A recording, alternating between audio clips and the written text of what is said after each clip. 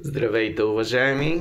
Сега ще ви представя една хотелска стая в град Юме, Швеция.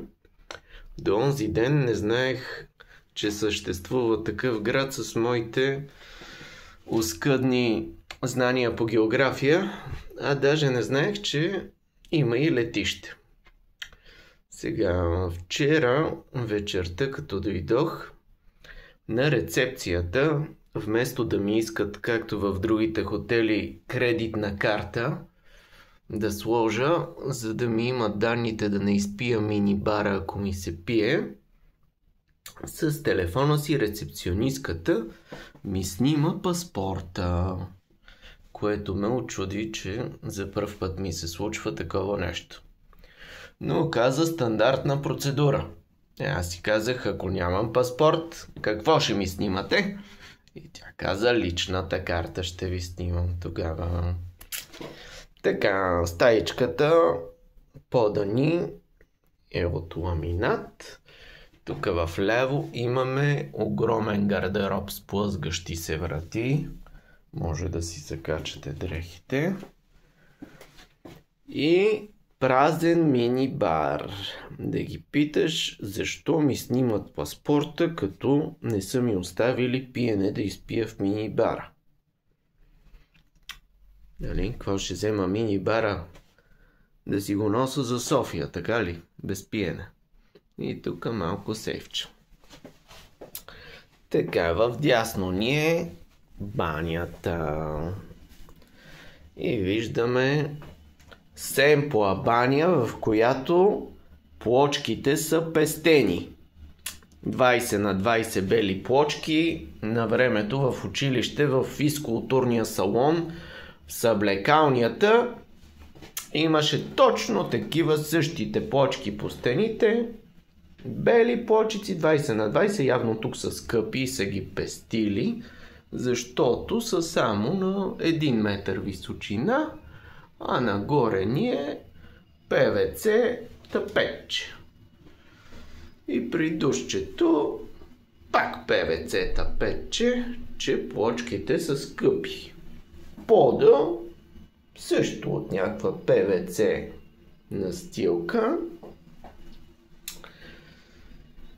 Така, това, което ми направи впечатление е, че и тоалетната, и мивката, каналите са с вертикално оттичане, а пък водопроводната тръба изглежда много интересна, без колена, като че ли фабрично извита.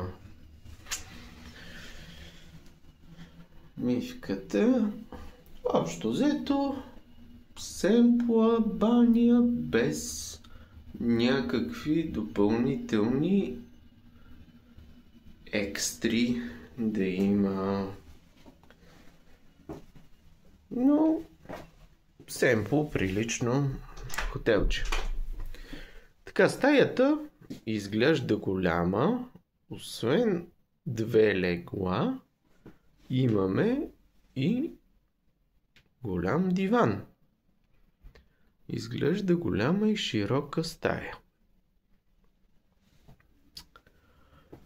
И да ви покажа, сутринта е изгряло слънце, гледката от прозореца. Така, от прозореца виждаме паркинга. Има малко сняг навън. Има борови дръвчета. Създава усещане, все едно съм дошъл на ски курорт в планината. Нищо чудно, наоколо и ски да има, къде да се карат. Но аз като не съм скиор и не карам ски, не се вълнувам и не знам. Сега не знам тази кружка, защо се я сложили точно тук. Каква е интериорната идея?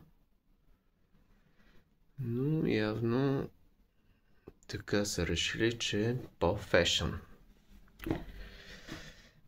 И така, парното грее. Имаме парно, топло е, макар че навън температурите са зимни. И изковава лед, минусови. През нощта в хотелчето е изключително топло и приятно. Легалцето е удобно. Матрачето и топ матрака много удобни. Завивките, разглавниците. Спи се перфектно. Въздухът е чист. Всичко е изключително приятно. Чао от мен до следващия път.